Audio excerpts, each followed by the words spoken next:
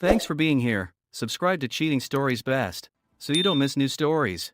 How would you react if your wife pulled away from you and stopped wanting intimacy? Today's story with a similar plot. Enjoy it! It's strange to think that this could happen to you. You watch your friends face the pain of divorce for various reasons, but you trust and love your partner so deeply that you never believe you'll become just another statistic in a failed marriage. Yet, when you look at divorce statistics, especially in the modern era, it makes you wonder why people get married in the first place. Till death do us part certainly rings hollow. Its meaning seems lost over the decades. I probably should have recognized the signs earlier, but not because of anything I read online, be it stories, articles, or close observation. When you're in love, you tend to view the world through rose-colored glasses. When you're married, have kids, a home, and have built a life together, the idea of growing old together brings you peace of mind. But I think the signs were there, and I had seen them before. I grew up in what was eventually called a broken home. As a child, I thought my parents' marriage was strong. They seemed to love and respect each other. My father worked a lot. His job was physically demanding and required a lot from him, but he loved his wife and family and sacrificed himself for what could be called the greater good. My mother returned to work when my younger sister started school. As a child, I didn't really understand what was going on, but looking back, there were signs that I eventually recognized. My mother didn't start cheating right away. It began when I was a teenager. My brother, a year and a half younger than me, and my little sister, 3 years younger, were unaware of what was happening. The betrayal began with late returns from work, then business trips, and an increased emphasis on personal grooming when she came home. Since this was before the age of smartphones, secret phone calls, and unexpected disappearances, the only reason my father discovered the affair was because it took them by surprise. I later learned that my father had finished work early, hoping to surprise my mother with an afternoon date. When she announced she would take half a day off to go to the hairdresser and do some shopping, he came home to find her car in the driveway and a car he recognized nearby. He parked at the end of the street, walked home, and entered through the back door. He found my mother having intimacy with her boss, Jim Thompson, on their marital bed. My father, completely enraged, attacked him, leaving him beaten, bruised, and crawling out of our house. Despite his anger, my father had always taught us never to lay a hand on a woman, and how he controlled himself that day, he still can't explain. What he quickly learned was that infidelity meant nothing in a country where no-fault divorces were the norm. Some argue that possession is 9/10 of the law, but my father couldn't evict my mother. Even though she was unfaithful, she had every right to stay in the house. My father tried to kick her out, but since the house was in both their names, and her family wanted nothing to do with her, he was stuck. If he stayed, divorce was not possible. A husband and wife must live separately for 12 months before a divorce can be obtained. My father eventually gave in, not wanting to stay in the same house as his cheating wife. He found an apartment, but it wasn't big enough for all three of us, so we were left living with my mother. I realized what was happening and let my mother know my feelings. She tried to explain her reasons, but I told her I would go live with my father as soon as I could. My younger brother and sister weren't informed and simply wondered why our father left. I tried to explain without getting too involved. The only good thing my mom did that year was that she never stopped seeing my dad. He was a broken man those first couple of months. He tried his best to put on a happy face for his children, but even we could see that the smile was forced. Being the oldest, he sat me down one night after my siblings had gone to bed and admitted that we were the only reason he stuck around. He said he would fight for custody and try to get a home if possible, although it seemed like a pipe dream at the time. Men were rarely granted custody, and after 12 months of separation, they were required to appear in court to sort out custody and other issues. Since I was old enough to speak in court, I categorically stated that I wanted to live with my father. However, my brother and sister were considered too young to make such a decision. Although the judge would take their wishes into account, custody of all three of us was given to my mother. The only positive thing for my father was that in Australia, it is not customary to pay child support. There is such a thing as spousal support, but it is not always awarded. Since our mother was already earning well, he only had to pay reasonable child support. Unlike in the United States, child support in Australia is reasonable for the parent who is no longer living in the family home, so my father would not be left destitute by child support payments. The next 4 years were difficult. I already despised my mother, and she knew it. Every man she tried to introduce as her new partner was told by me that my mother was an available woman who had cheated on her husband, forcing him to leave the family home. More than once, I left her in tears. By the time I was 16, we barely spoke, and I left the house as often as possible, whether it was for school, working part-time, or just being away. My father got his life back on track after his divorce and eventually met a wonderful woman named Naomi, who was also divorced.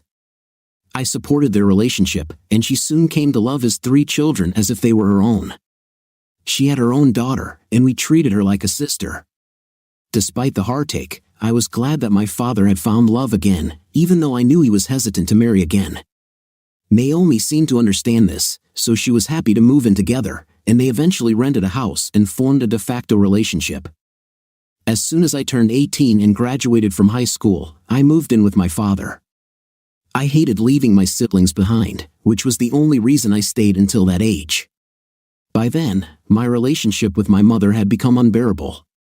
My last words to her were, I admit, incredibly cruel, but it was just an explosion of all the negative thoughts I had been holding inside since my father was forced to leave home simply because he did not want to stay married to a cheating wife. Despite our broken relationship, she still cried when I packed my things on the day I left. I hugged my brother and sister, assuring them that I would be there for them and wouldn't forget about them, before glaring at my mother one last time. My experience with my mother made me cautious in my relationships with women. I had read many articles about infidelity and knew that monogamy was important to me. I expected the same from any partner. I had a few girlfriends while I was in school, but when I started working and earning money, I began dating in hopes of finding a woman worthy of my love and trust. I met Kylie when I was 21. She had recently graduated from university. I was working as an engineer and taking evening courses because, although I enjoyed working with my hands, I hoped to advance into management. I met her at a corporate event where I was representing an engineering company and she was working part-time as a sales representative for a vendor.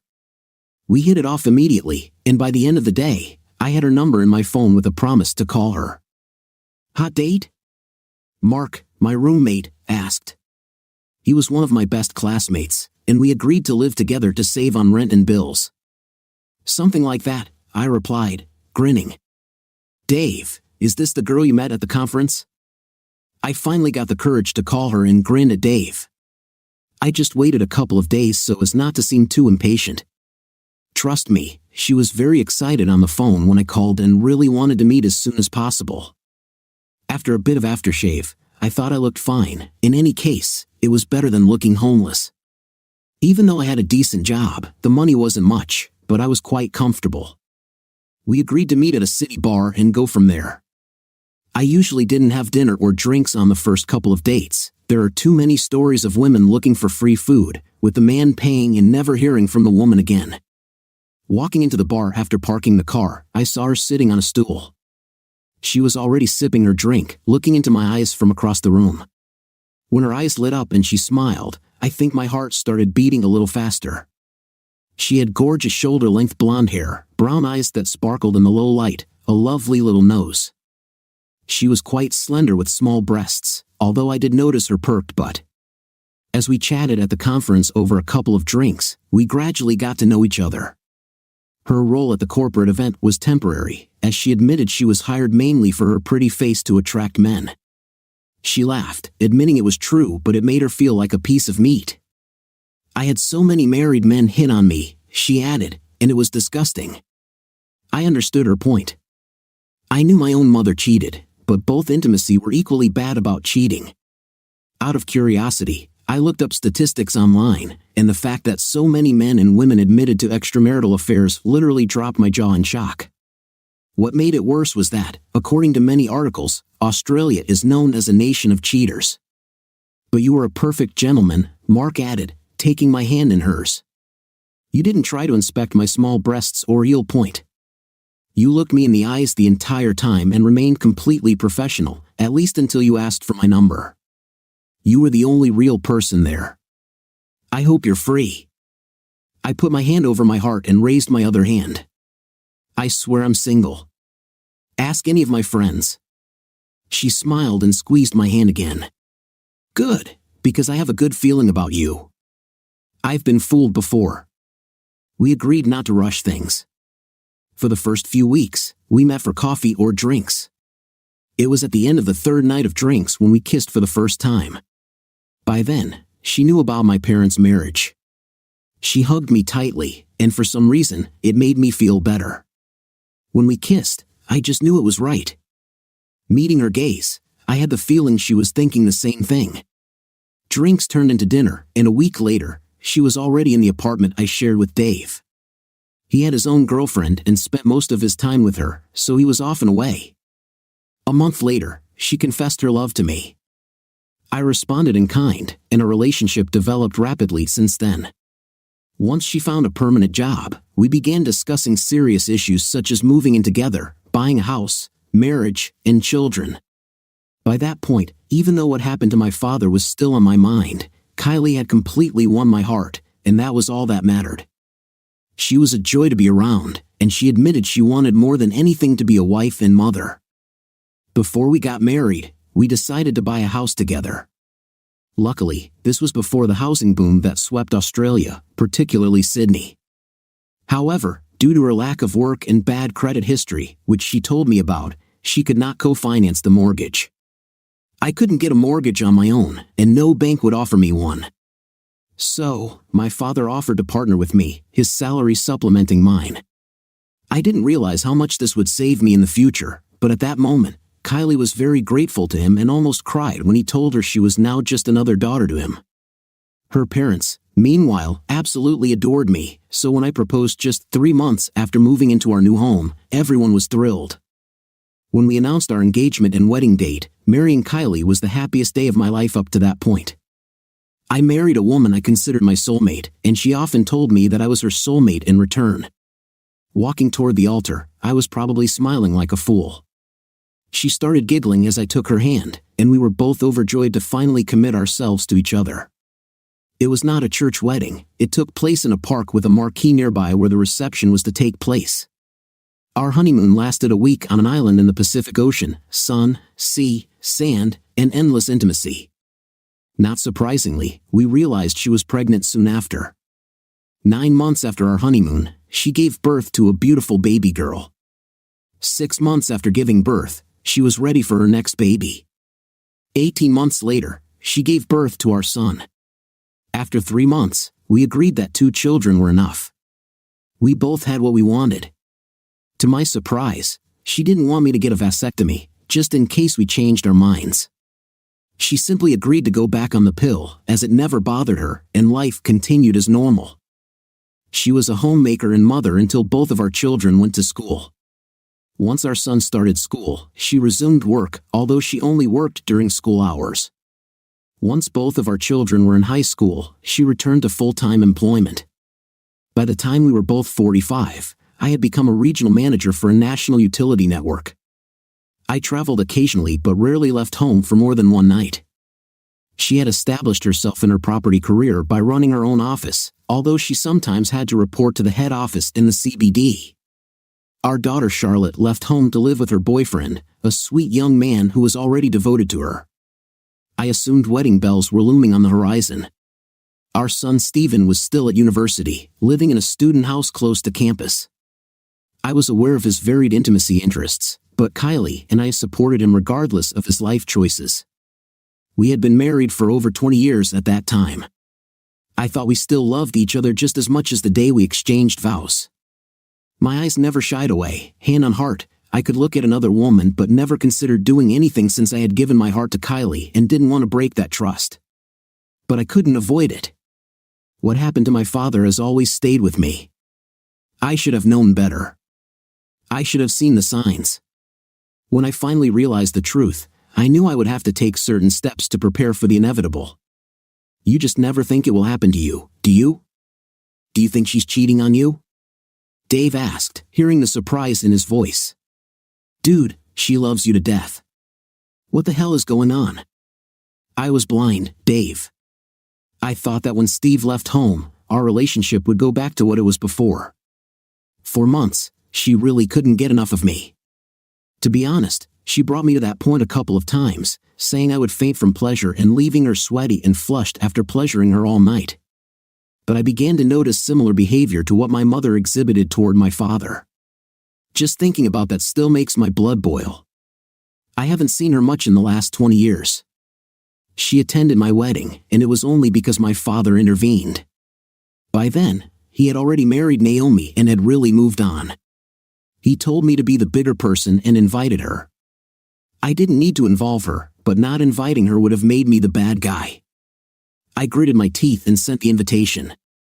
Besides, with the exception of news about her grandchildren, whom she rarely had the opportunity to visit, I had nothing more to do with her. What are you going to do? I'll gather all the evidence I can, and if she's cheating on me, I'll just leave her. How will you do it?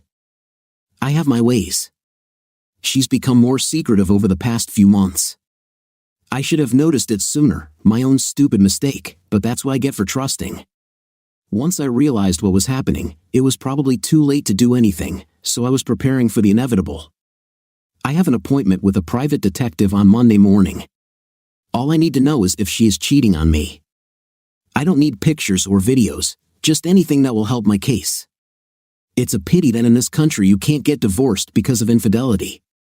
While it's true a man can protect himself if he's smart and takes precautions in advance, luckily, she waited until the kids were grown up before cheating. There are one or two things she forgot about in our lives that might turn things in my favor. He patted me on the shoulder. I'm sorry, buddy. I really am. I'm sorry too. The thing is, until I get confirmation, I can't stop loving her. Maybe it's just my suspicions. Maybe I'm just a jealous jerk, but the signs are there, buddy. I was blind until I finally realized what was happening. The next morning, I went to my father. Naomi greeted me as usual, asking if she could sit with him while I explained the situation. I had a look on my face that, even though it was only 10 a.m., he put a bottle of beer in front of me and told me to take my time and start when I was ready. I smiled as he took Naomi's hand. They still loved each other as much as they did on their wedding day. The de facto relationship didn't last long before my father wanted her to be his wife. I think Kylie is cheating on me, I said. Naomi screamed. My father muttered, damn, again. I'll hire a private investigator on Monday, but all the signs are there, Dad. The signs you told me about Mom, if she's cheating, then she's definitely read the playbook on how to deal with it. But once I pulled my head out of the sand, what do you want me to do? I grinned. Naomi laughed, though I'm sure it wasn't a kind smile. Dad, I will give you my house. Remember how you were involved in the mortgage agreement many years ago? Kylie never put her name on the property deeds. By law, you and I own this property, and when I leave, it will be considered nothing more than a tenant. I am giving you the house as a gift simply by removing my name from the documents. According to state and federal laws, I can do it for free. What do we do then? I will sign a lease with you month by month.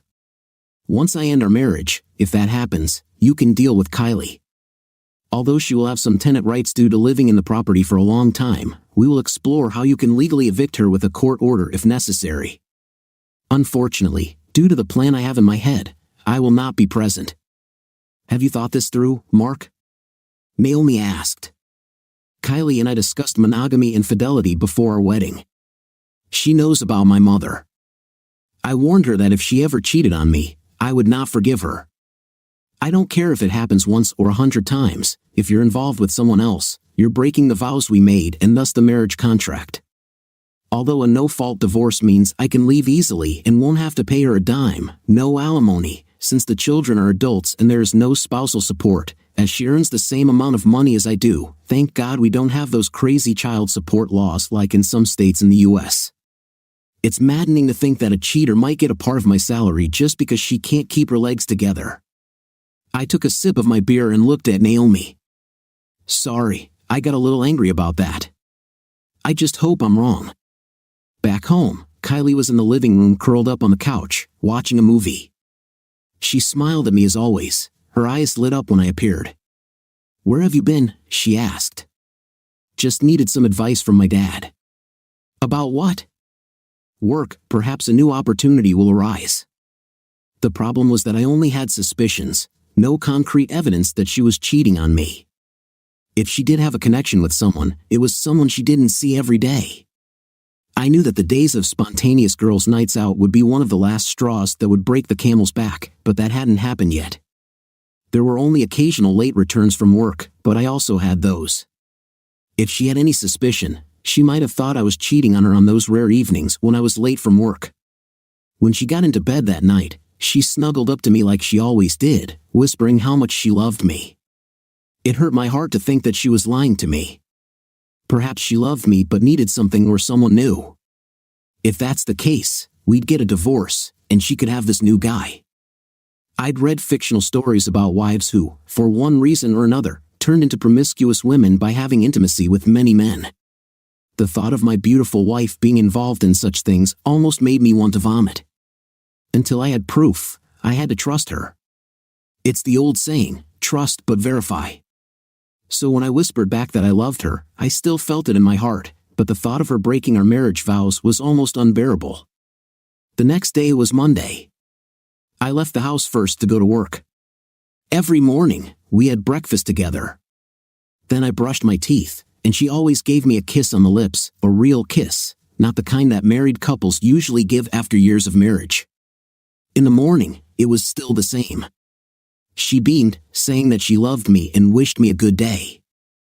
I almost felt guilty knowing that I would be meeting with a private investigator at lunchtime, ready to start surveilling my wife because I believed she was now cheating on me after 20 years of what I considered a happy marriage. I was a little surprised when I met a female detective. I expected to see an ex-cop with a grudge against women, dressed in a trench coat and fedora.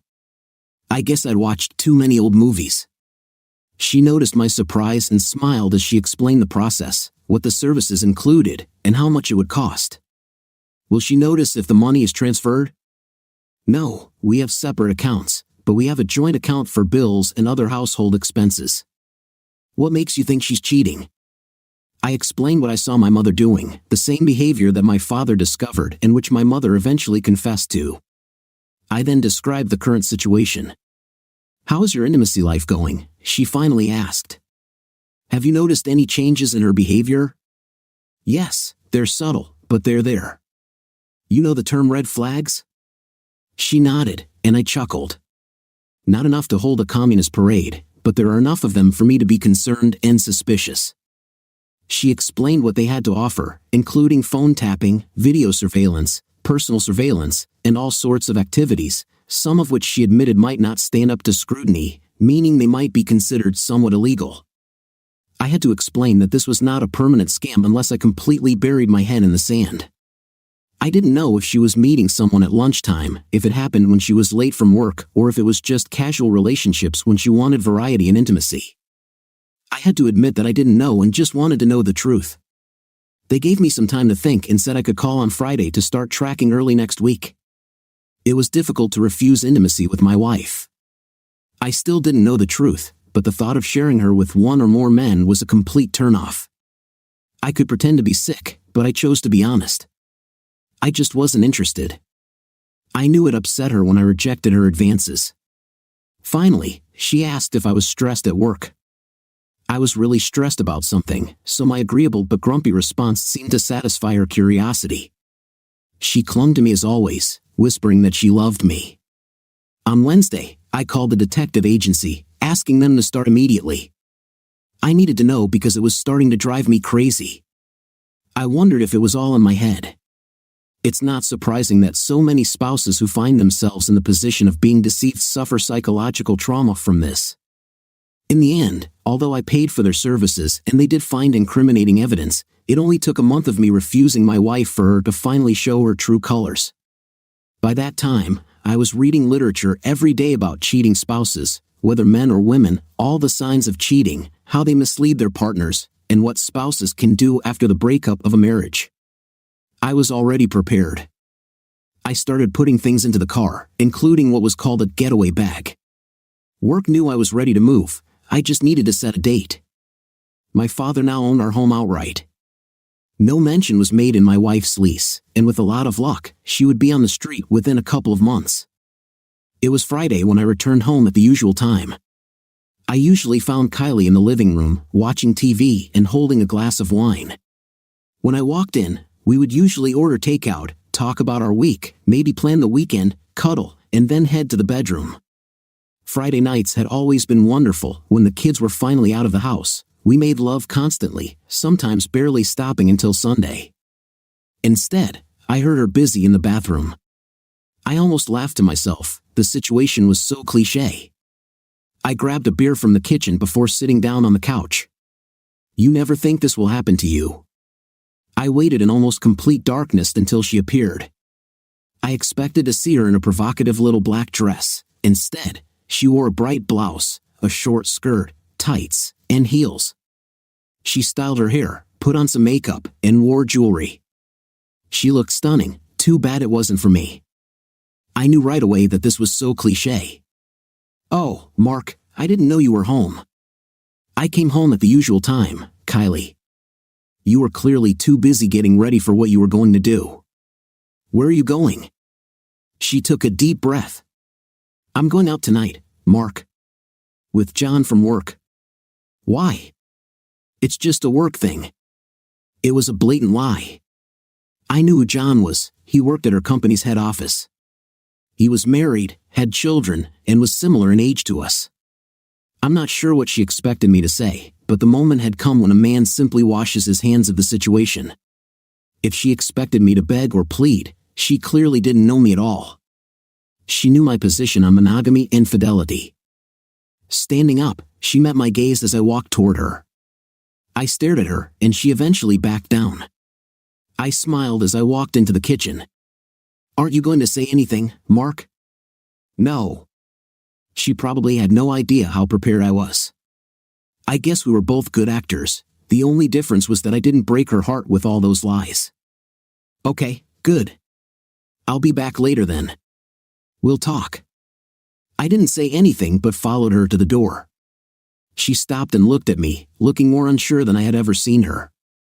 Whether it was a feeling of guilt or not, I no longer knew and I didn't care. Good night, Mark, she said quietly. Goodbye, Kylie. She should have known what I meant, but apparently, she thought I would just be another one of those men who put up with such nonsense. But I wasn't a cuckold. I wasn't going to put up with that kind of behavior. I had no interest in an open marriage or sharing my wife. And God help those men who enjoy watching their wives have intimacy with others. It's rather humiliating and detracts from the honor of marriage. As soon as she left, I put my plan into action.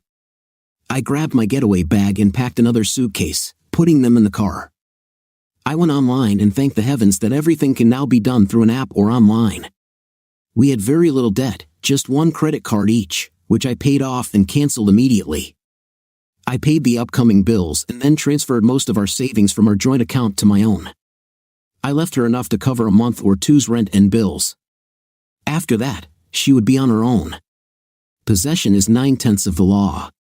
She didn't own the house, and I would be long gone when she realized our savings were gone too. Walking around the house for the last time, I couldn't help but sigh. So many good memories were now ruined. After grabbing another beer, I had 3 calls to make. The first one would be easy, the last 2 would be difficult.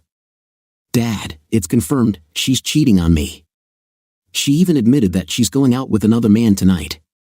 The plan goes into effect from now on. Where are you going? Adelaide. I have a new job there for 12 months. Once the divorce is finalized, I may move back to Sydney, but that remains to be seen. Okay, son. I'll make sure she doesn't know where you are. New number? I'll sort it out as soon as I get there. I'll send you my new address as soon as I find a place to live.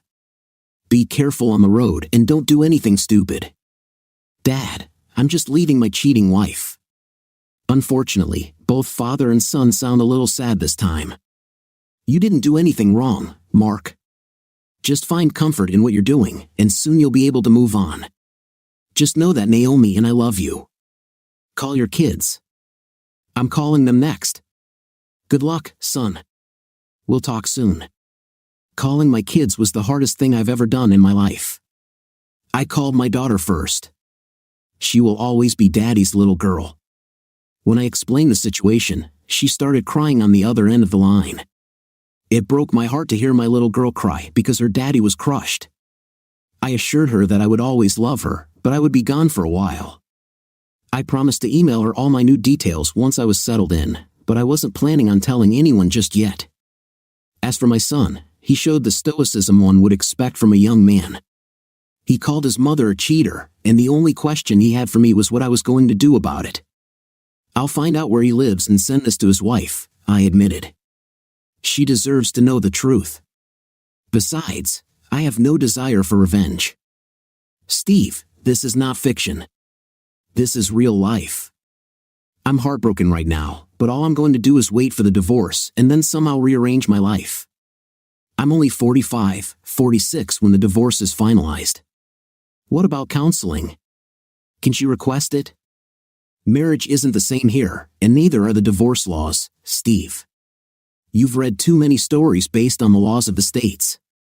As long as we've been separated for 12 months, I can file for divorce. Since we're both over 18, I don't even have to be present in court, although I will be there to make sure everything goes smoothly. She cannot demand counseling since we have been married for 20 years.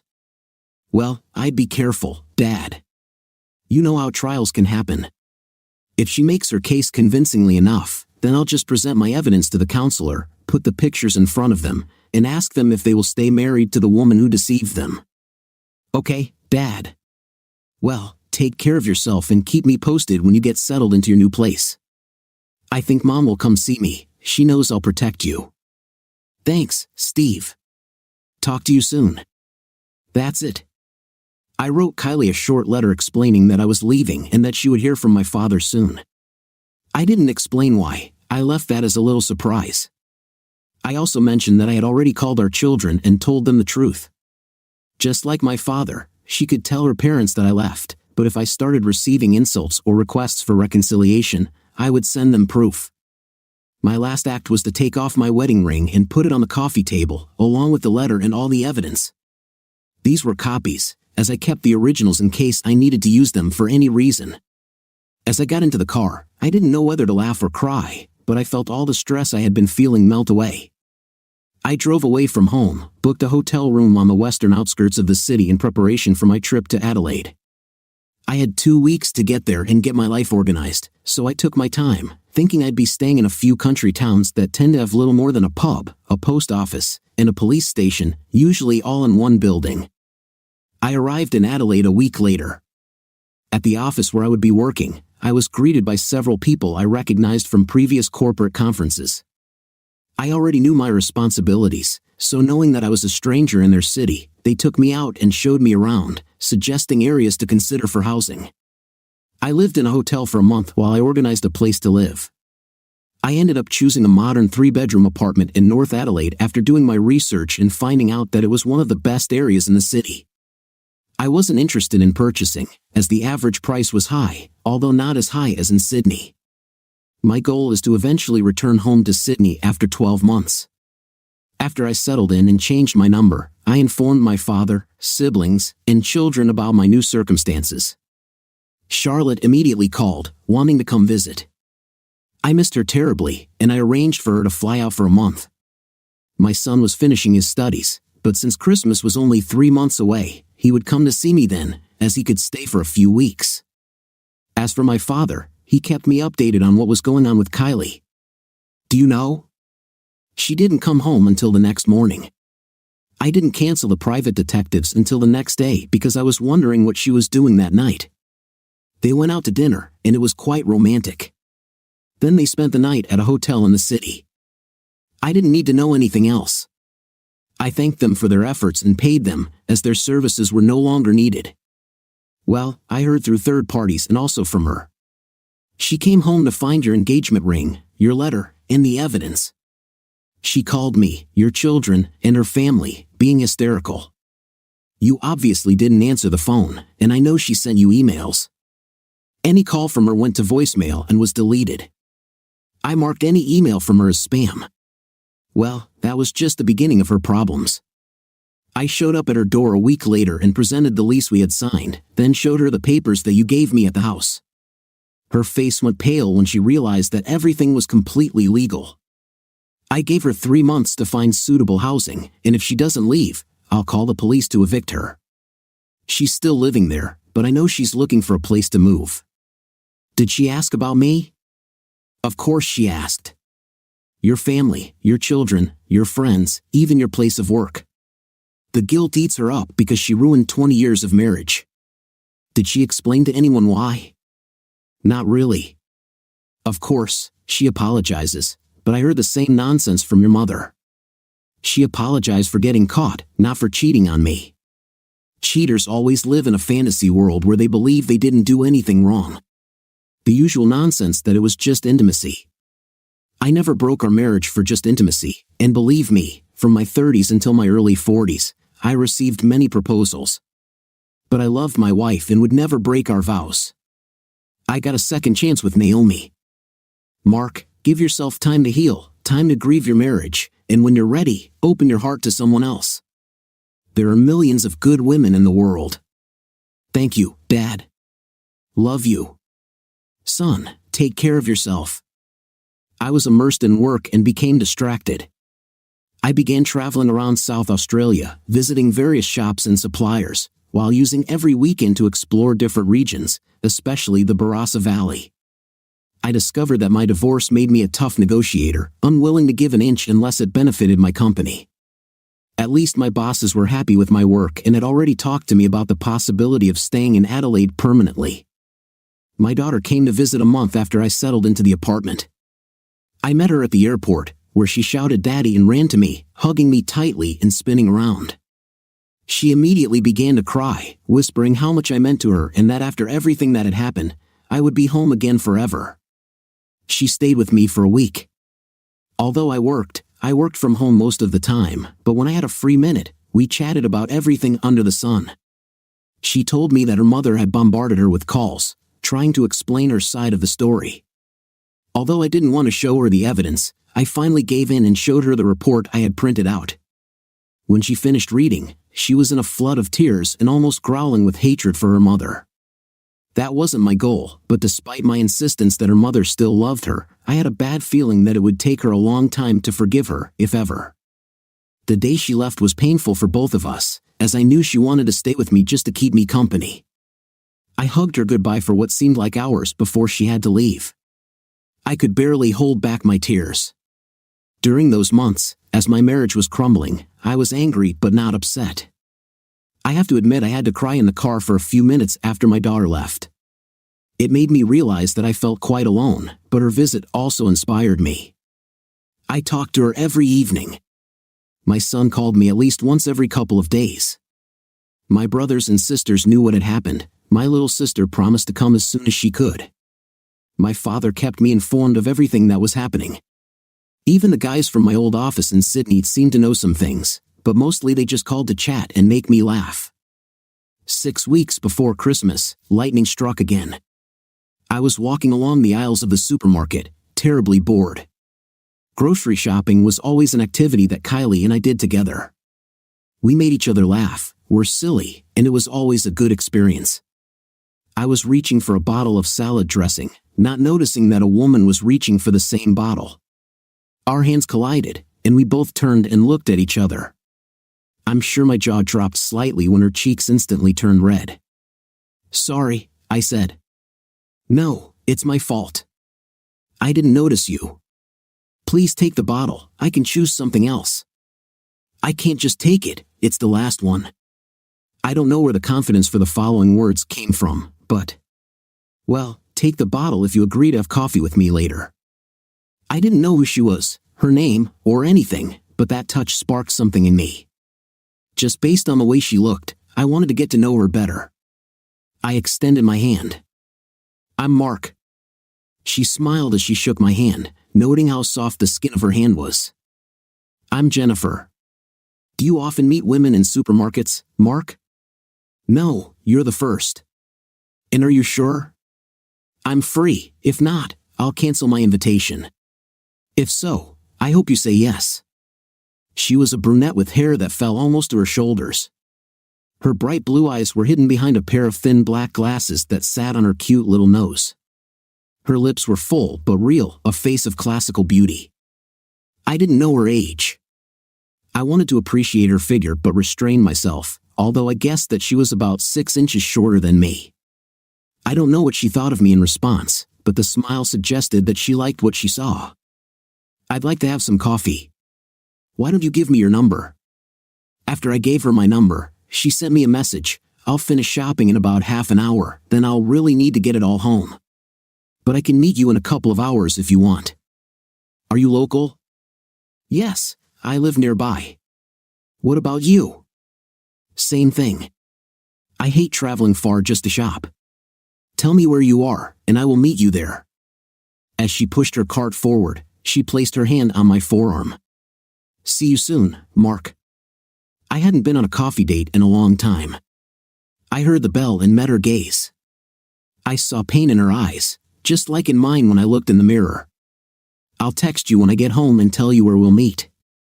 After rushing through the rest of my shopping, I used self-checkout and literally raced home, throwing everything into the refrigerator or cabinets before showering and changing. Before I left, I sent Jennifer a message asking if she liked the nearby coffee shop that I'd become accustomed to since moving to the area. She responded a couple of minutes later, admitting that she also frequented this coffee shop and wondering if we had seen each other before. I admit I was a little nervous as I waited for her to arrive. I had dated my wife throughout our marriage, but this was my first real date in over 20 years. She entered, also changed into an incredibly beautiful sunny dress that emphasized her figure. The bright pattern only accentuated her feminine form. Her bust was impressive, and she had beautiful legs. Standing up to greet her, I kissed her on the cheek and was surprised when she briefly hugged me. After ordering her drink, we started getting to know each other better. She admitted that she admired my confidence when I asked her out on a date in a busy supermarket. Then she added, "But when you touched my hand, Mark, I felt something." So it wasn't just me? I asked.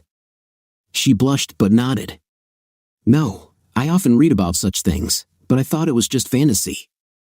She held out her hand to me, and I took it. We smiled as I held her hand in mine. I just felt it again, she whispered. I felt it too, I replied. We didn't delve too deeply into personal stories on our first date. I learned her name, that she was available, and she smiled, showing me her left hand. Although it was obvious there had once been a ring on that finger, she was a kindergarten teacher but had no children of her own. She lived in a small apartment alone, had several close friends, and her parents lived in the city. She had a younger sister and was 35 years old. Oh, I said, I'm 45. I don't care how old you are, Mark. I care about what kind of person you are. When she said this, I admitted that I had separated from my wife. Noticing the nervous look on her face, I sighed and asked if she wanted another drink, since it would take some explaining. I didn't want to tell her everything on the first meeting, but if necessary, I would. She made me smile when she said, "No, Mark, I'll trust you for now. I can see you're suffering." So is it noticeable? I saw the same look in the mirror when he broke my heart. It gets easier over time, but at first, it's day by day, then weeks and months, and soon the person who broke your heart ceases to matter. She smiled at me again. Maybe you'll meet the right person who can start to heal that heart. It happens to some later, but it happens eventually.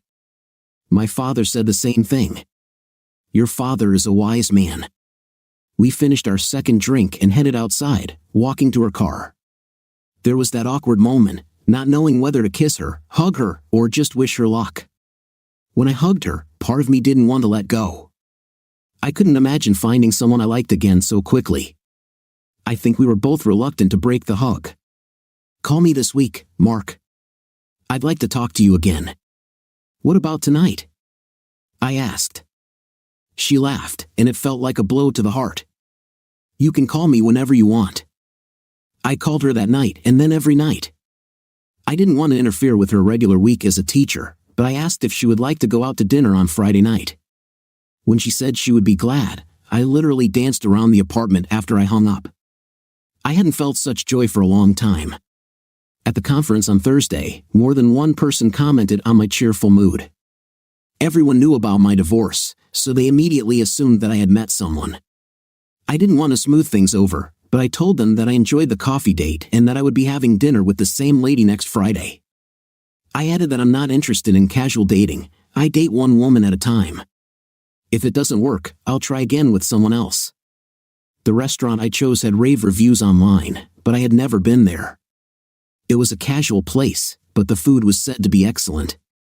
Even though it was a casual place, I still wore slacks instead of jeans, a long-sleeve button-down shirt, leather shoes, and some cologne, although I did leave some stubble on. There was a bar in the restaurant, and I smiled when I saw Jennifer already there waiting for me. "Wow," she whispered when we pulled away from each other. "If you greet me like that on the second date, I can't imagine how it would be at the end of the first." The waiter came over to show us to our table. Luckily, we got a small semicircular booth so we could sit next to each other. After ordering drinks, we continued to chat about our week. It was impossible not to notice how passionately she talked about teaching, but when she admitted that she wanted to have her own children, I began to talk about mine. I think we were both slightly annoyed when the waiter came back asking about our order, as it disrupted our conversation. We agreed to split an appetizer and dessert but ordered a main course each. It was surprisingly easy for me to carry on a conversation. I was fascinated by her face, voice, and manners. I'm pretty sure she noticed me looking at her more than once because she blushed every time. The food was excellent, no complaints, and the waiters and waitresses were attentive without being overly intrusive. After dinner, I paid, although she offered to split the bill. Then I asked if she wanted another drink. She agreed immediately, taking me by the hand and leading me to a bar I had noticed online. It was a quiet place, with a man at the piano providing background music. There were more booths, and Jennifer enjoyed a cocktail while I had a bourbon with a mixer. "What happened, Mark?" she finally asked. I told her everything, how we met, our life together, our children, our careers. Then I explained what happened with my father, my relationship with my mother, their divorce, and what I learned. I slowly realized that my wife was doing the same thing. I confessed how I left and what I had done weeks before all this. "I'm still married, Jennifer, but we're separated. I moved here to ensure the divorce went through. I'm not sure if you think what I'm doing is cheating. I won't be offended if you think so, but my marriage is over. It exists only on paper. I will return to Sydney to finalize the divorce." "What if you meet someone here?" she asked. "Then I'll discuss our options with them. My kids are in Sydney. It's hard being so far away from them." I had to turn away, admitting it upset me. I really miss them every day. She put her finger on my cheek to make me look at her, then kissed me. I felt better as she hugged me, resting her head on my shoulder. My ex-husband was a scoundrel, Mark. He won me over when I was 19, and he was 25. The age difference didn't bother me, but my parents warned me against him. I was in love and didn't listen to them. I didn't see the red flags that appeared within a couple of months. I was surprised that he allowed me to work, but that was all I was allowed to do. Gradually, he isolated me from my family and friends. I had to teach at school and then go home and be his maid and available girlfriend. She paused, and my stomach dropped, knowing that this was only the beginning of the story. Stroking her side, she pressed herself closer to me. "I'm guessing it got worse?" I asked. He began to spank me for any, even imaginary, offense. If I objected, it meant I didn't respect my husband. If I dressed like I was easily accessible or came home late, it meant I was cheating. If I spent money on what I wanted, it meant I was financially irresponsible. He never said anything positive. He was a sea of absolute negativity. "I can't imagine wanting to say anything bad about you, Jennifer," I said quietly. I knew I had to get away. He was crazy, and I knew that one day he would either hit me so hard that I would end up in the hospital or just kill me. I called my father and cried into the phone, asking him to save me. He came with my 2 uncles and a few of his friends. My ex-husband even tried to fight them off, but pushing and slapping a woman is one thing, and fighting with men is another. My father knocked him out with one punch, and then they tied him up in a chair while they helped me pack. We immediately went to the police and got a restraining order against him. I got divorced 7 years ago, and he doesn't know where I am. "I barely know," she said, looking at me. I met someone, Mark. I was afraid for a long time. She raised her eyes, looking at me. And then I met you. I had feelings that I hadn't had for so long. I never felt them for him. She was driving the car but couldn't control it, so I offered to take her home. As I pulled up to the apartment complex, I realized that this was the same complex I had looked at before choosing my current place to live. After ushering her inside, she opened the front door and hesitated. I made the decision for her, pulling her closer and kissing her again. I had a wonderful evening, Jennifer. I'd love to do it again next week, any night you choose. I'm a pretty good cook, so if you want to join me for dinner, tell me the day and I'll bring something too. I'm a good cook too, she smiled as she replied. Well, I'll cook first, and then you cook for me, and we'll compare. What day? I asked. Wednesday, Mark. Although I expect your usual evening call and lots of messages, she said, kissing me again. Play your cards right, and you might even get a surprise or two in the message. What are you doing tomorrow? Nothing. Why don't we go to the beach? You just want to see me in a bikini, she teased, her eyes lighting up. I'm curious what you look like in little swim trunks. Just text me when you can pick me up. I kissed her again and somehow managed to force myself to head towards the stairs. When I got home, I heard my phone ring a couple of times but didn't open it until I was inside and sat on the couch with a beer in my hand. Hi, Mark. I had a wonderful evening, she texted. Hi, Jay. Part of me wanted you to stay with me tonight, but I don't want to rush things. I don't want to rush things either, I replied. When you're here on Wednesday night, bring a change of clothes. I want you to stay, but it's too early for anything more than sleeping in the same bed. I'm tired of sleeping alone, Jennifer. Me too. I'm already in bed. It's a big bed, but it seems empty. I didn't feel this until I met you. I'll pick you up at 9 a.m., first breakfast and then to the beach. What's your favorite color? Usually blue. The woman is wearing either black or red. I have the perfect bikini for you. See you in the morning, Mark. Sweet dreams, beauty, I replied, her last message ending with a heart. Arriving at her apartment the next morning, she called me upstairs. After knocking on her door and hearing her call me inside, I was greeted by her in a rather tight t-shirt and shorts. Hands on her hips, she smiled at me. What do you think? Do you have a broom? I'll have to keep all the men away.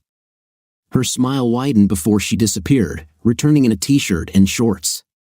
After packing my bag, I put it in the trunk of my car next to hers and took it to a cafe near the beach for a simple but satisfying breakfast.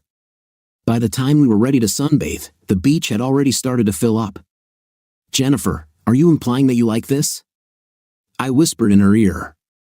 You have strong hands, Mark, and it feels very nice, she responded, her soft hands sliding down my back, her chin eventually resting on my chest, her breasts pressing against me from behind. As she hugged me, I turned to kiss her, and she was soon underneath me. I eventually broke the kiss as there were families nearby. Resting on my towel, she continued to lie on her stomach, her eyes covered with sunglasses but the smile on her face unmistakable. We spent the entire day on the beach, hitting the water several times. After applying more sunscreen, we stayed until late evening as the sun began to set, wearing our t-shirts as the weather cooled down. After gathering her things and holding hands, she cuddled up to me as we walked back to my car. Arriving at her apartment, I helped carry her bag upstairs. Want to stay for a drink? She asked. I would like to, but if I stay, I won't want to leave. She came up to me and kissed me. Come home, change your clothes, have a drink, and stay the night. I'm sure I broke a dozen traffic laws while driving home. I ran inside, threw my things quickly into a bag, grabbed everything I needed, and raced back to her place. When I knocked on the door, out of breath, she opened it and laughed at me. As I caught my breath, she grabbed me by the t-shirt, pulled me inside, slammed the door, and pushed me onto the couch. She immediately sat on my lap, helping me take off my t-shirt. I was making distinctive noises. Be nice to me, she whispered. I don't want to rush things, Mark. I can't do this again. We have all the time we need. Jennifer pulled away reluctantly, disappearing to put on her pajamas. I smiled as she looked visibly embarrassed. We cuddled up as we enjoyed a couple of drinks and watched a bit of TV. Although we continued to talk about everything under the sun, it wasn't very late when she got up and led me to the bedroom. There were paintings on the walls, and on the chest of drawers, there were many soft toys. "Well, now I know how to surprise you," I said. "I love flowers too and chocolate." Climbing under the sheets, she pressed her back to me. Within a couple of minutes, I felt her trembling. I asked her to turn over, and she pressed herself against me, hugging me. She fell asleep within a couple of minutes. I stayed awake a little longer, watching her sleep. She looked so peaceful and beautiful. I knew how incredibly lucky I was to have such a person in my life. The next morning, she made us breakfast, and we spent the entire day just lazily relaxing in her apartment. Any silences were comfortable, and we filled those moments with lots of hugs and kisses. We teased each other constantly, but I was ready to wait for her. When she sat on my lap for the last time before leaving that evening, she seemed almost to give in to temptation before I quietly told her to stop. "Take your time, Jenny," I whispered. "We have our whole lives ahead of us." I already knew that I was in love with her, and I had a feeling she felt the same. The only problem I saw was hoping this wasn't just a rebound from a previous relationship. I had just left my wife of 20 years and fallen in love with the first woman I met, but I wanted to believe that it was fate that brought us together. There was a reason we met that day in the supermarket. We didn't text constantly during the day, given her busy teaching job, but we talked every night. The guys at work knew I was now seeing someone, while I kept my family in Sydney informed that I had met a special woman. My father called and kept me updated on Kylie's affairs. It turns out she was on the verge of moving out but was still trying to find me. No one told her anything, so she thought I was still in Sydney and hoped to run into me by chance. Wednesday couldn't come soon enough. Jennifer prepared a delicious dinner that was both satisfying and filling, but I was especially blown away by the dessert she prepared for us. Rubbing my belly after we finished, I said, "They say the way to a man's heart is through his stomach." Jennifer grinned back at me. Moving my chair closer, I put my hand on her bare thigh, since she was wearing a dress. She looked into my eyes with a look that made me wonder what I would do next. As I slowly moved up her thigh, I felt her spread her legs slightly. "Are we just going to sleep together tonight, Jenny?" I asked quietly. No, Mark," she replied. We cleaned up everything after dinner together before she led me into the bedroom. "I love you," she whispered. As I turned to kiss her, I couldn't help but smile. "I love you too," I whispered back. "Isn't it too early?" "There's no such thing as too soon, Jenny. If that's how we feel about each other, then that's how it is." I felt it on our first coffee date. I knew I had met the woman I wanted to spend the rest of my life with. She took my hand and kissed me again. "And if you want to be closer to your kids, I'll come with you." "Are you sure?" "This is a big decision." "There's nothing keeping me here, Mark. My parents are still in good shape, and my sister is happily married. I won't rush into a decision now, but my heart says to go with you. I'd like to meet your children. They'll be here for Christmas. Then you all can come and celebrate Christmas with my family." She visited my apartment for the first time that evening. She called it a bit bachelor, but it was clean and tidy. Although she understood why I kept it simple since it was only a temporary place where I lived. After I cooked her dinner, hearing the satisfied noises she made in bed the night before, I knew I had made an impression with my cooking skills. "Jennifer, I don't remember the last time I felt so much love," I said. "I'm not saying this just because she broke my heart and cheated on me. Maybe we were just coasting along these years. Maybe because it's new, or maybe because I'm older and have more life experience. But I absolutely love you, Jennifer Morris, and one day soon, I want to be Jennifer Williams." She whispered back, life was bliss for the next few weeks. We did not separate for a single night. I must admit we spent more nights in her apartment than in mine, since she had a much more pleasant place to live. She spoke to my dad on the phone several times, while I kept my kids in the loop. They didn't want to talk until they met her in person. I called my son a week before Christmas and asked about his mother and what she was doing. I told her I wouldn't be home for Christmas. I think she realized you're not in Sydney. Lolly hates her dad. I mean real hate. She spoke to her once since you left, and after that conversation, I almost stopped contacting her. I talked to your sister last night. She'll be here in a couple of days. What about Grandpa and Naomi? I'll meet them when I get back to Sydney. Jenny will probably come with me. We'll just have to find her a job and buy a house as close as possible so she doesn't have to travel as much. Are you sure you don't want to stay here? Dad, Lolly, and I have discussed it, and we're both considering moving here to be closer to you. I know your sister is thinking about it too. Jennifer listened and took my hand, giving it a squeeze. Are you sure, Steve? You'll be leaving all your friends and family behind. You're more important, Dad. Trust me. When Lolly comes over in a couple of days, she'll talk about it, and her husband is for it too. He hates living in Sydney these days. I looked at Jennifer, not hiding my surprise. I still have to go back to finalize the divorce. Don't make any hasty decisions, Steve. I know how it sounds, but my decision to leave your mother was well thought out. Oh, I totally get that, Dad.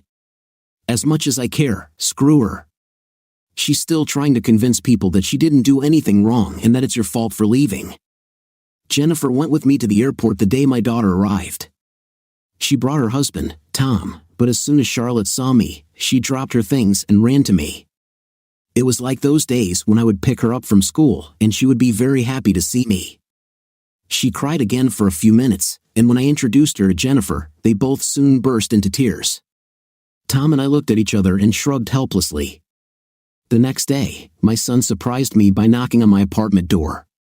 Dad, he exclaimed before we hugged. The idiot caught me. Well, we both had to wipe our cheeks, I said as I took him inside to introduce him to Jennifer. Well, at least he looks just like you, she stated. I knew what she meant, but I had already had a DNA test done. Kylie hadn't cheated on me so early in our relationship, but I still needed that reassurance. On Christmas morning, Jennifer woke up in my arms. Someone knocked on the door. Stop fooling around, Daddy. Jennifer hugged me tighter, clearly embarrassed. I couldn't stop laughing. I'm making breakfast, and then we need to go to Jennifer's parents. We'll be out in a minute, honey. I thought she had left before I heard her say, I'm glad you're happy and with the one you love, Daddy. Thank you. Later that morning, I took the 5 of us to Jennifer's parents. The trunk was filled with gifts, and they were all carried inside. Her mother fell in love with my daughter within 2 minutes, and I'm pretty sure my son was adopted as one of their own grandchildren, just like they adopted me as their son. I called my dad via an online video service so we could exchange Christmas greetings. My brother, his wife, my sister, her husband, and their children spent Christmas with him. Kylie had left our previous home a long time ago and moved in with her parents.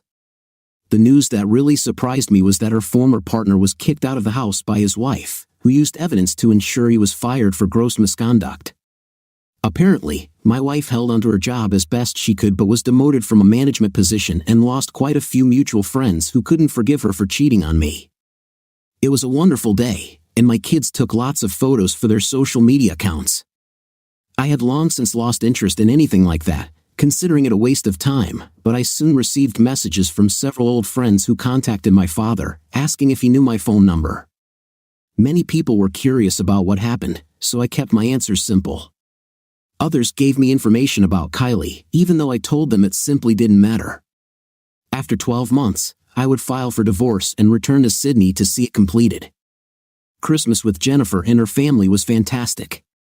When she mentioned coming to Sydney with me, I informed her that we would be staying in Adelaide and someone from my family would join us instead. Her face lit up, and I almost made her cry when I finally gave her the gift she wanted.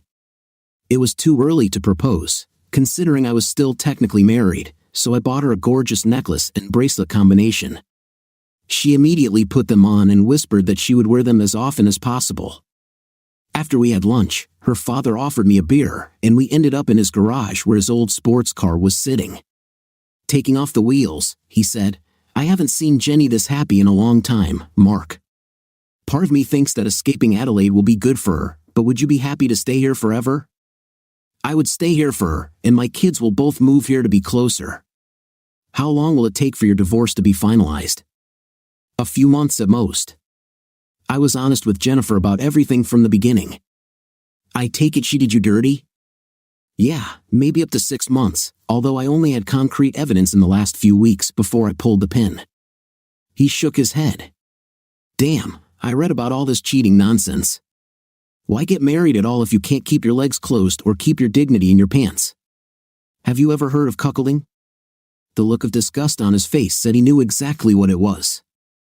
Yes, I'm not sure if this is what Kylie meant, but it's one of these new things going on. Same thing with all these poly people and wanting an open relationship so they can cheat while still maintaining their conscience. Honestly, my wife asked for it, and if that had been my part, well, then I would have ended up in jail. It's so disrespectful to even ask someone to do that.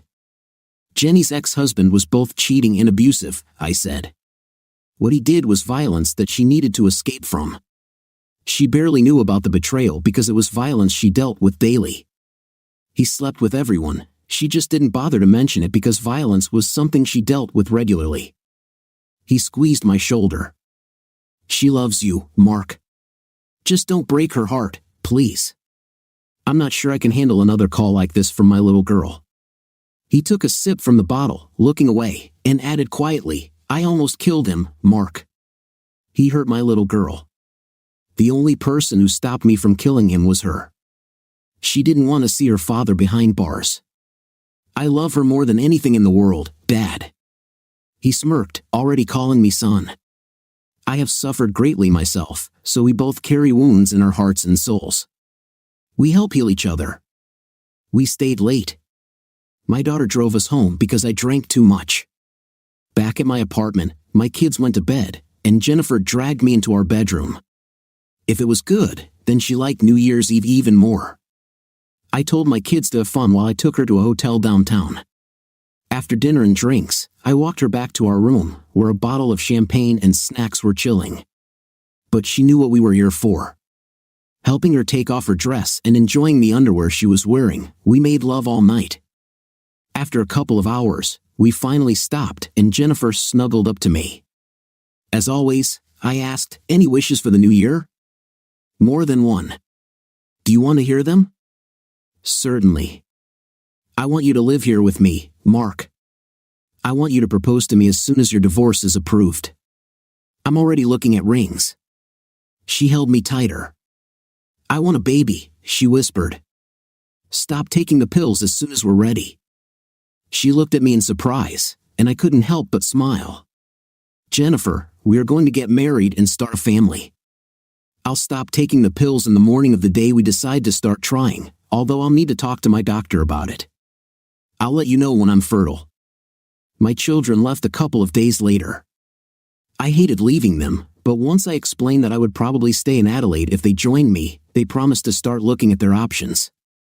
I called my father and told him the same thing. He advised me to make the best choices for myself, but mentioned he was happy where he was with Naomi. He would definitely come see me when he could. The next few months were blissful. I eventually quit my job and moved in with Jennifer. I won't say it was a fairy tale romance, this is real life, but I couldn't remember when I was happier. We were a real team in everything that concerned our lives. She knew that the specter of my divorce was still hanging in the air, and sometimes it was still on my mind. We both still had trust issues, but we agreed to always talk about any problems we had, even though neither of us gave the other any reason to think we were doing anything wrong. Our intimacy life was great, and we never stopped dating. We did almost everything together, and I just couldn't get enough of her. Just being in her presence made me happier. She made me want to be a better man, a perfect man in her eyes. As for Jennifer, she showed me so much love that I had already bought an engagement ring by the time I was ready to return to Sydney. She was more nervous than I was during the flight because she knew there were still potential obstacles waiting for us. My father met us at the airport with my siblings and children. We stayed with my father until the divorce was settled. I had already filed the papers, but my lawyer informed me that Kylie was trying to contest the divorce. Sitting in his office with Jennifer, I was amazed that she was even trying to stop it. I haven't seen her for 12 months, I stated. I followed the letter of the law. I can even prove that I have been living in Adelaide for the last year and she has not lived with me during that time. In fact, we have had no communication at all. While that is true, she still has the right to challenge it, he replied. No judge will actually listen to her arguments, and no counseling will be required. I assume Jennifer is your partner. Kylie's cheating was the original reason, now you have a better reason to divorce her. Once we get divorced, I will propose to Jennifer and we will get married as soon as possible. We plan to have kids as soon as the divorce is granted. Jennifer added, I stopped taking the pills a few weeks ago. I'm hoping that having intimate to celebrate when he gets the divorce will lead to my pregnancy. Okay, I'll talk to her lawyer and find out what she wants. She can't really do much, but a smart lawyer could try to fight it. Staying with my father did not limit our intimate life. In fact, my father was an old lecher. He might have been closer to 70, and Naomi was 5 years his junior, but I'm sure I heard them making love at least one evening. Jennifer simply said it was kind of cute that they were still so attracted to each other. I hugged her and agreed. Then we also made love. 3 days later, my lawyer called me. Kylie will sign the divorce agreement, so it will be a joint statement and therefore will be completed without delay if you agree to speak to her one last time. I discussed this with Jennifer, who supported me no matter what I chose. My lawyer suggested that I just talk to her so that everything could be worked out. My father actually agreed. You're with Jennifer now, son, he said. You're going to get married, start a new family, and your kids will soon be with you in Adelaide. Are you still mad at her? Not really. I'm moving on. She probably isn't. It's her own fault, and I understand why you don't even want to see her. But let her have her say, and then just leave it behind. Okay, I'll talk to my lawyer and ask him to sort everything out. The next week, we found ourselves at the courthouse. My lawyer explained that once the meeting was over and Kylie signed the documents, the judge would be ready to sign off on our divorce, and I would be a free man. 1 month and 1 day after the judge ruled on the divorce, I hadn't seen Kylie since the night she went on her date. She was waiting in the room as Jennifer and I approached. My lawyer explained that Kylie was inside with her lawyer, and no one else was there. Taking Jennifer's hand, I led her and my lawyer into the room. Kylie looked up in shock to see me walking in with another woman. I barely looked at her as I sat Jennifer down in the empty seat, pulling it out and checking to see if she was comfortable before I sat down in the middle with my lawyer to my left. Taking Jennifer's left hand in my right, I made sure our hands were on the table in plain sight. She added to this by moving her chair as close to mine as possible, resting her head on my shoulder. I finally looked at Kylie. To be honest, she looked like crap. I'd heard often enough that life hadn't been easy since I left her. I had no sympathy. She made a choice that cost her everything. There was no communication with my daughter at all. Our son hardly spoke to her. My entire family cut off all contact with her, and from what I heard, even her own family was disappointed but felt they had to take her in when my father kicked her out of the house. Okay, Kylie, have your say so we can end this divorce. I have a life that I would like to continue. You are the past to which you firmly belong. Who is she? She asked quietly. The woman on your side. This is Jennifer Morris. As soon as our divorce is finalized, I will propose to her.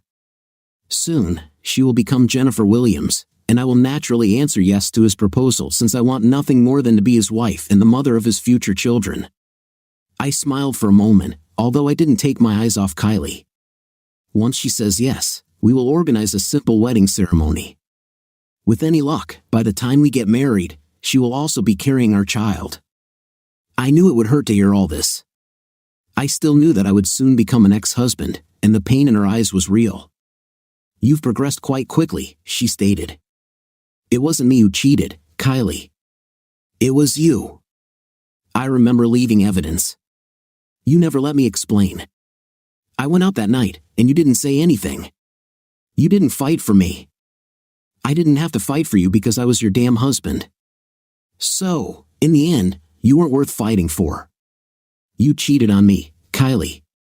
You showed your true colors after 20 years of marriage. Remember our conversations about monogamy and fidelity? I warned you that if you turned out to be like my mother, I would leave without hesitation. You just made my decision easier. I won't answer that question because it's not true. Your only regret is that you got caught, not that you proved our marriage was nothing more than a damn scam. And you're worthless, just like my own mother. Her lawyer cleared his throat. I looked at him fiercely. If you don't like what I say, she wants to talk. Okay, I also have the right to speak. I was mistaken. Betrayal is not a mistake, cheating is a series of decisions you made. It was just intimate. Here it comes, a phrase many use to justify their decisions.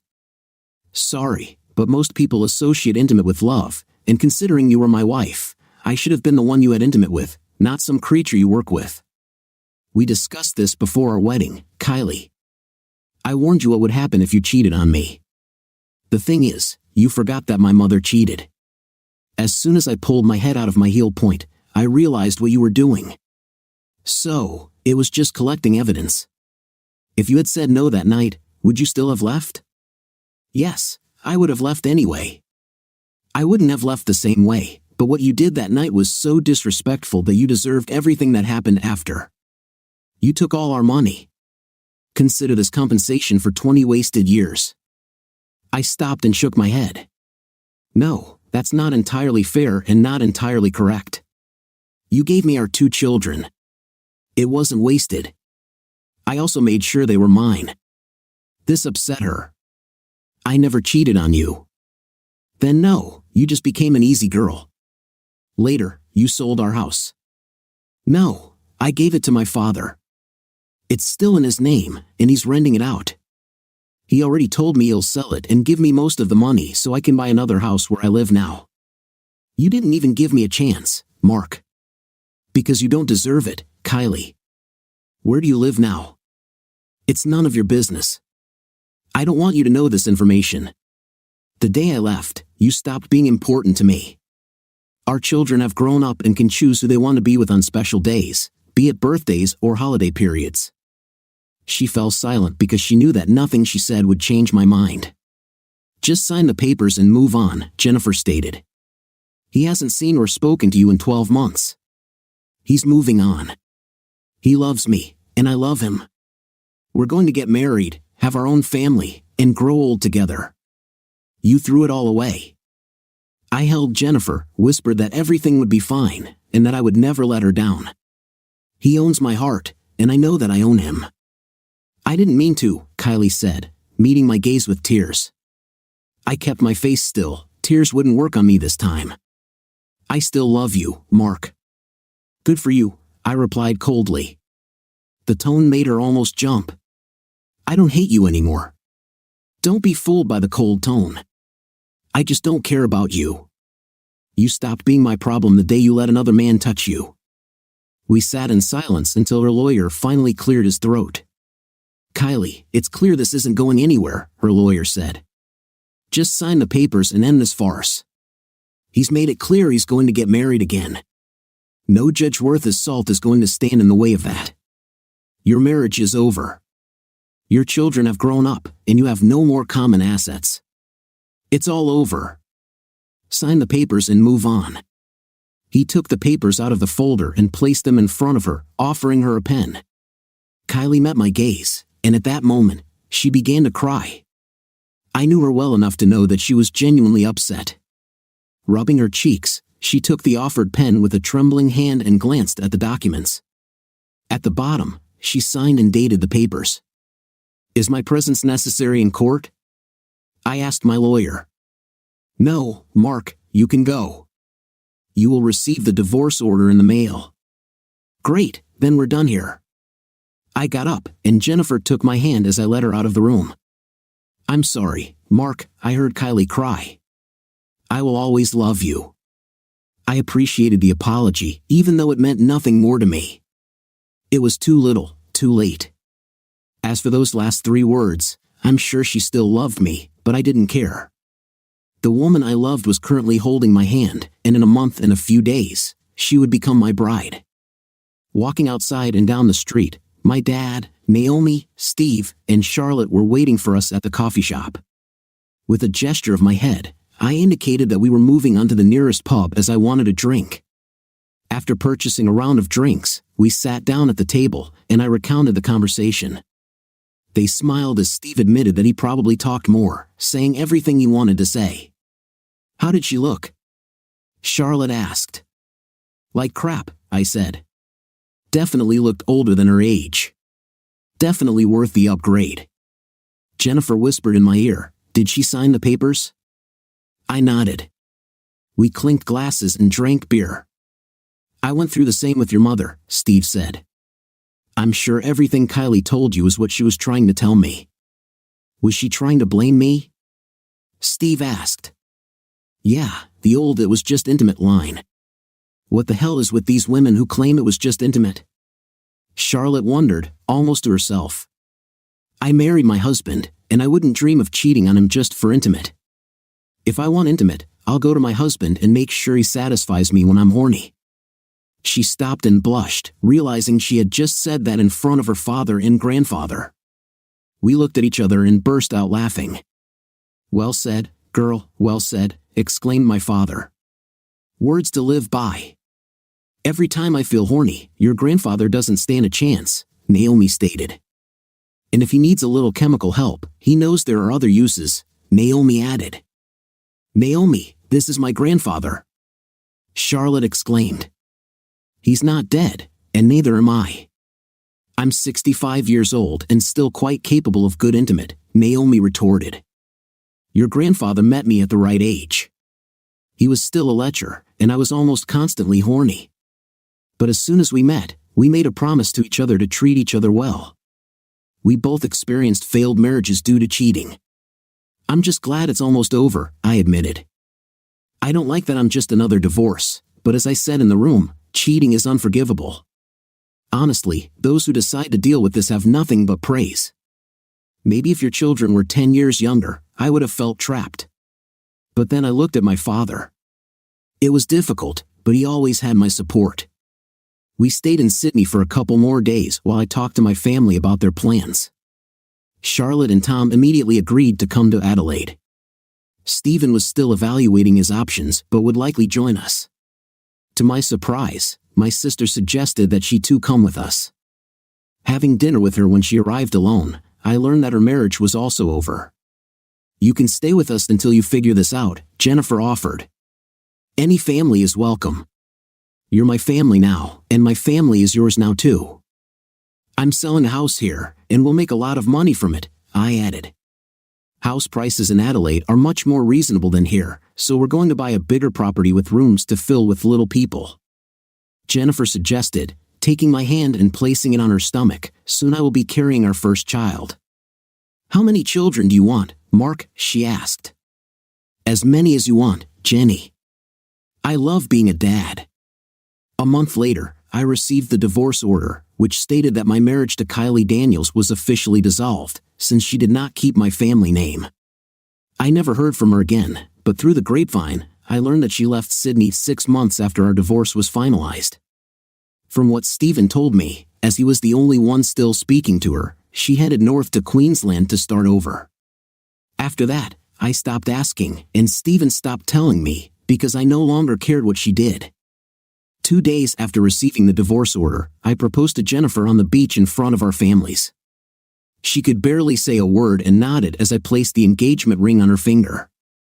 6 months later, we got married on the same beach, as our new home was just a few hundred meters away. As she walked toward me in her wedding dress, my future wife simply beamed, and her father walked her toward me. Taking her hand, none of us could stop smiling. Turning to face the guests, I began, "Dearly beloved, we are gathered here today. I'm a year away from retirement, and life couldn't be better. Jennifer and I have been married for almost 20 years, and today we are as happy as the day we met, our first date, our first love, all these first events leading up to our wedding day." 6 months after returning to Adelaide from a trip to Sydney, my daughter and son were living in Adelaide. My daughter is still married to Tom, and I have 3 grandchildren. My son is married to a wonderful man, and they have adopted 2 children. My father and Naomi joined us in Adelaide a year after the divorce, where he lived for almost 10 years before passing away peacefully in his sleep. Naomi was heartbroken, and the first thing we did was insist that she come live with us. She resisted for a while until she realized our house was huge. We eventually built her a granny flat so she could still be independent. My sister joined us in Adelaide almost immediately after her husband left, taking her children with her. Like her brother, she was a victim of betrayal, and he did not fight her when she took his children. We found her a place to live, and after she had been with us for a couple of months, she eventually married one of my colleagues and good friends. They were happily married for 15 years. My brother stayed in Sydney, and he was the only one who kept in touch with our mother. When I was 60, I learned that she had passed away. Having had no relationship to speak of with her for nearly 40 years, it was difficult for me to feel any grief upon learning of her death. Jennifer suggested that we still attend her funeral. It was about getting closure, so we all flew to Sydney to attend. I was surprised to learn that she had remarried and adopted her husband's children as her own. They weren't shocked to learn of our existence, but they were surprised that she hadn't admitted to being completely estranged from 2 of her 3 children. We could have explained why we broke up, but the funeral was not the right time. We simply stated that we had come to pay our respects before returning home. With no family left in Sydney, within a year, my brother joined us in Adelaide. As for Jennifer and me, we ended up having 4 children, 2 boys and 2 girls. My older daughter and son were thrilled to have siblings and were happy to look after them, even though Jennifer and I went out often. But we remained deeply in love, always communicated, never went to bed angry, and our intimate life remained as vibrant as it was the first time we slept together. I look back on my life and the time of my divorce, and I'm sure there are those who would have preferred I go scorched earth on my ex-wife. But what would be the point? Leaving without a word actually hurt her a lot more, nothing but silence on my part for a year before I came back just to make sure the divorce went through. She knew my thoughts about fidelity and broke the contract. As for those who believe in reconciliation, I also cannot agree with this. If your wife cheats and you find the strength to forgive her, then it is your fault. But trust has been damaged, and can it ever be fully restored? I don't believe this is possible. You will spend the rest of your life suspicious and resentful, and divorce is likely inevitable. Instead, I took a path I didn't often travel. There was no real revenge, at least not to the point of burning everything to the ground, but there was no chance of reconciliation. I just left and decided to move on with my life without Kylie. I found Jennifer, my only soulmate. I still maintain that meeting in the supermarket was fate. I'm not religious, but I'm pretty sure there are old world religions that talk about gods of fate. Are you ready, Mark? I turned around and saw my wife looking absolutely gorgeous in a stunning red ball gown. What made me smile was that she lifted the front to show me that she wasn't wearing panties. "It's yours tonight, lover," she whispered. "What about now?" I asked as she approached me. She stopped and leaned down to kiss me. "I see the old magic is still there. Have you heard from the children?" "They're either on their way or about to leave," she replied. "And the young ones?" "Everything will be fine without us here for the evening until they burn the place down, so we have time to fool around."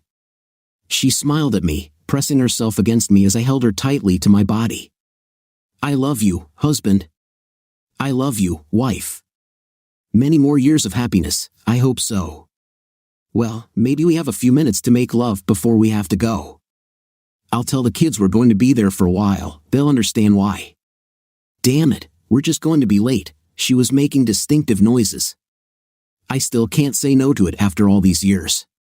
At least this old man still has it. What do you think of this story? Did you like the main character? I liked him. Write your opinion and stories in the comments, it's important to us. Thank you for being with us, see you again.